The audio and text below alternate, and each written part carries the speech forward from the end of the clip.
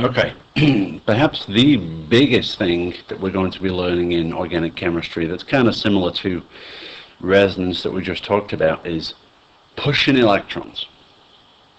In organic 1 and then much more so in organic 2, you're going to learn the art, and it is kind of an art, of pushing electrons. Now what that means is taking electrons from one place, pushing them from one material, reacting with the other to form whatever products you are going to get. Because every time two things react, it doesn't matter what they are, there's always a flow of electrons from the starter materials to the products. That's just the way it is for every reaction that has ever existed. It's always electrons flowing from one place to another. That's really all chemistry is governed by, is electrons moving from one place to another. So in organic 2, you'll get into rather complicated multi-step reaction mechanisms involving lots and lots of arrows.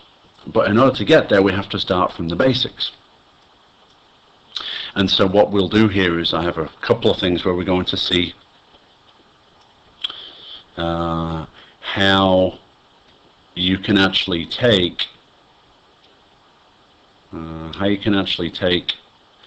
a reaction or the basics of a reaction and show what's happening between the two starting materials and what product they're going to form.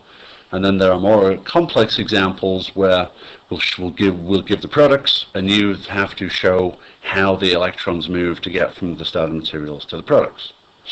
Okay. Usually, in a reaction like this, we have two species. We have a nucleophile, and we have an electrophile. The nucleophile is the one that has the electrons and is going to give them out to something else. The electrophile is pretty much always something that is electron deficient, and so it wants electrons from the nucleophile. In the vast majority of cases, the nucleophile is negative, and the electrophile is either neutral or positive. So if you can figure out by a process of deduction what your nucleophile is, it's pretty much going to be a given what your electrophile is. For example, in this reaction right here, this is just a one-step thing. Which of these two species would you say has the higher electron density? Because that's going to be the one that is the nucleophile. Well, you would say the one that has the negative charge, ideally, and that is the bromide here.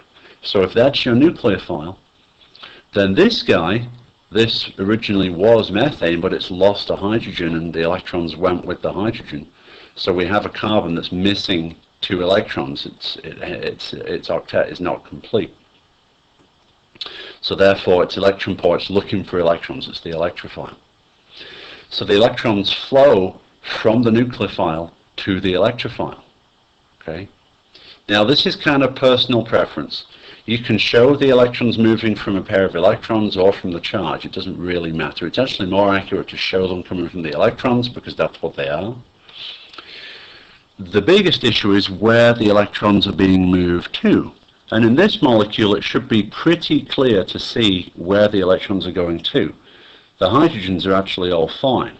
It's the carbon that's electron deficient. So the arrow here, and this is called a curly arrow because we usually show it kind of curly. You want to make sure you show the arrow going to the actual atom that it's going to. Don't put an arrow going somewhere in the middle that, you know, could be going somewhere but could be going somewhere else as well. You want to be specific. So once the bromine and the carbon have attacked, once the bromine's attacked the carbon, you've actually formed a bond between these two. So that means when you draw out the product, the bromine is now bonded to the carbon. And unless we showed some arrows to indicate the hydrogen's breaking off, then they're still there.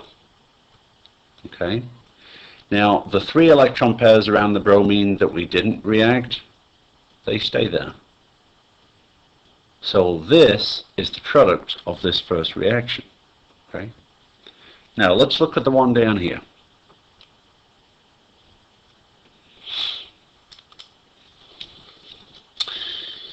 And in fact, to help you guys along, I'm going to actually write out the product here. I'm not concerned about stereochemistry at this point, so I'm just going to draw on what the product looks like. We have this, and this, and this, And then we also have this. Okay, now, can you guys see which one's the electrophile and which is the nucleophile? Well, this one might be a little bit more involved, but the fact is the OH minus here is the one that's negatively charged, so it's more than likely the nucleophile. And then we have the electrophile too. But now this is more complex because there are more atoms at play here. We have to ask ourselves, well, where is the electrophilic site in this molecule? Because potentially there's more than one place. We have a carbon and a chlorine here. So we have to ask ourselves, which of these two atoms is the one that's likely to be most electrophilic, most positive? And so for that, we can look at the periodic table and see which of these two is more electronegative. Because whichever one is more electronegative, that's going to be pulling the electrons in that covalent bond further toward itself. Now it turns out that chlorine is more electronegative. So what that means is in that covalent bond, the electrons are displaced towards chlorine.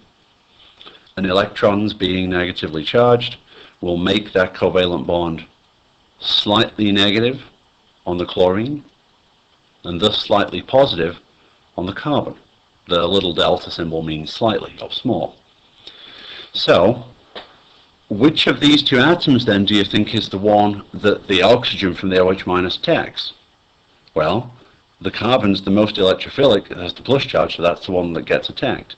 So we'll just draw an arrow from there to the carbon. Now bear in mind, if that oxygen attacks that carbon and nothing else happens, we then have 1, 2, 3, 4, 5 bonds to carbon, which we can't have. So therefore that means that one of these 4 bonds has to break.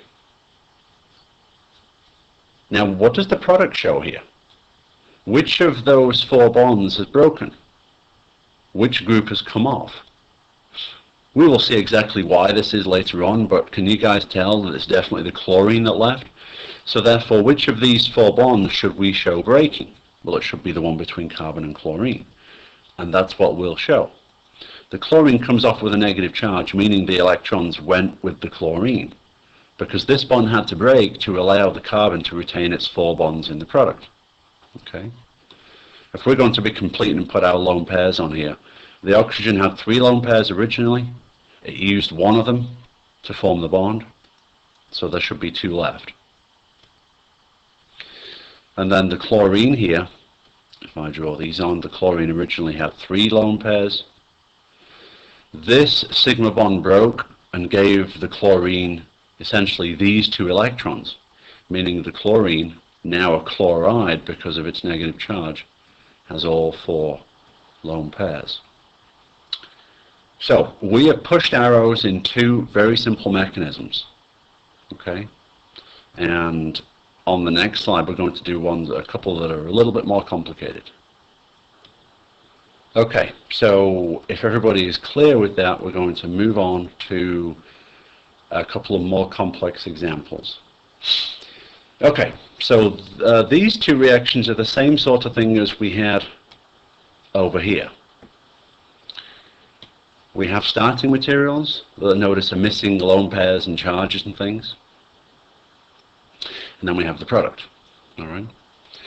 So the question would be, fill in all the necessary lone pairs, whatever charges are necessary, and figure out how the electrons flow from here or in these 2 molecules to form the product here. So let's go ahead and fill in lone pairs, okay? This oxygen has 2 bonds to it, so how many lone pairs should we have around it? Well, the answer there should be 2. Giving this oxygen a formal charge of 0, this is perfectly happy where it is. Now this oxygen is bound to a CH3, meaning it's only got 1 bond. Meaning then there would be expected to be 3 lone pairs here. And if you were to figure out the formal charge on this oxygen, you'd find out that it would be 6 electrons, 6 valence electrons minus 1 bond plus 6 lone pair electrons, giving us a formal charge of -1. Based on that, can you guys tell which of these 2 is the nucleophile and which is the electrophile? Well, the nucleophile is the one that's negatively charged. There is another way to look at this though. Anytime we have a carbon-oxygen double bond, Oxygen, just like chlorine that we saw before, is more electronegative than carbon, so it pulls electrons away from this carbon. It pulls them away in the sigma bond and in the pi bond, making this carbon particularly electrophilic. Meaning, more than likely, if this is present in a reaction, this is going to be the electrophile. More specifically, this carbon is going to be the electrophilic center. So, with that in mind, can we push some arrows to see how we go from here to here? And actually, we can also put our lone pairs on here as well. This oxygen has a bond between the CH3 and this carbon. So it has two bonds, therefore it needs two lone pairs. This oxygen up here only has one bond to it, so therefore needs three lone pairs and thus also a negative charge. So somehow we have to take these two structures and end up with this. Well, if this is our nucleophile, where is our nucleophile going to attack? Well, it's going to attack the other molecule in the most electrophilic part, which is this carbon. Remember what we said before about carbon only being able to form 4 bonds? If this OCH3- attacks that carbon, one of these bonds, this bond, or one of these two bonds has to break. Now remember what we said before, that pi bonds are weaker than sigma bonds? So what happens is that one of these two pi bonds, the pi bond in particular, breaks. And the electrons go up onto the oxygen. They can't stay down on the carbon because then, just as we said before, our carbon would have 10 electrons around it and it would exceed its octet, which it can't do. So the electrons go up onto the oxygen. If we do that, we have then formed a bond between oxygen and carbon. And notice that we've done that. That is this bond here. And we've also broken this pi bond and put those lone pairs, and put that lone pair up onto the oxygen. So we went from 2 bonds to 1 and from 2 lone pairs to 3. And if that's right, that's what we should have up here. 2 bonds down to 1, we've lost the pi bond. 2 lone pairs up to 3 lone pairs, which is what we have. And because of that, we have a negative charge, and that's the product. Does that make sense to everybody? Okay. Now let's do the same thing down here. Before we do anything else, let's put on our lone pairs and charges. Chlorine. 1 bond, which is what we should expect it to have, therefore 3 lone pairs. You'll find that for all halogens. They always form 1 bond and 3 lone pairs. Oxygen. Actually, this looks very similar to this. Well, it's not just very similar, it is exactly the same. So we've got our 3 lone pairs here. Because of that, we have our negative charge. And when we go over to the products, we have an oxygen with a bond to hydrogen and a bond to carbon, so it's got 2 bonds. It's kind of like this one here. So how many lone pairs do we need there? Well, we need 2. So this oxygen has a formal charge of 0. This oxygen's happy here, happier than this one. And the chlorine, well, it looks like the chlorine's come off. So what it means is it looks like this bond at some point has broken. Okay, so if we had 3 bonds on the chlorine there and the chlorine's by itself here, that means we must have 4 bonds on the chlorine here. And if that's the case, not only will we have 4 bonds, we'll have 4 electron pairs, we'll have a charge there as well. But also notice what the other difference is. We've noticed that this bond broke. But also notice that here the oxygen was bound to a carbon. Over here it's also bound to a hydrogen. So this oxygen has grabbed a hydrogen from somewhere. And can you guys see where? Well, look at the ring here. Here you have 3 hydrogens. 2 on this carbon, 1 here. Over in the product we've formed a double bond and only 1 hydrogen here. So what that means is we've lost one of these 2 hydrogens. Now, for reasons we aren't going to get into at this point, it's actually this hydrogen that we removed, but I don't want you guys to be too concerned about that. The important thing I want you guys to recognize is that we lost the chlorine from 1 carbon and we lost the hydrogen from the other. We didn't lose 2 atoms from the same carbon here, because that wouldn't be possible. So, if this is our nucleophile, this is our electrophile, the question is, can you guys see the electrons go from here, but where do they go to? Bear in mind what we want to do here. We want to break this bond. We want to break this bond. We want to take this hydrogen, put it onto the oxygen, and also we want to form a double bond between these two carbons.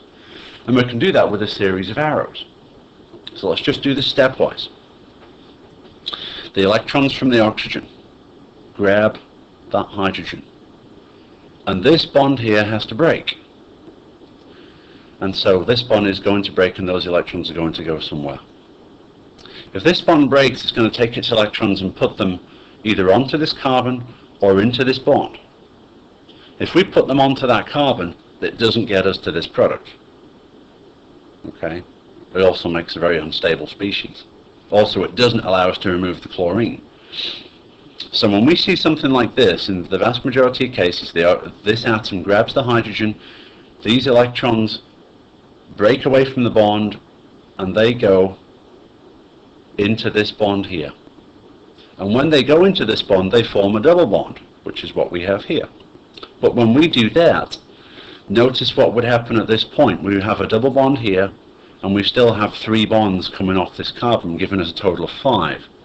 So at this carbon, we'd have 5 bonds unless one bond breaks.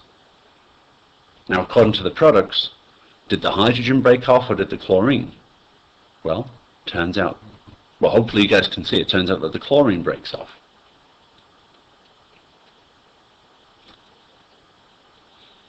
The chlorine comes off easier because the chlorine is much happier bearing a negative charge than the hydrogen would be. H- is not very stable at all. Chlorine Cl- is perfectly stable.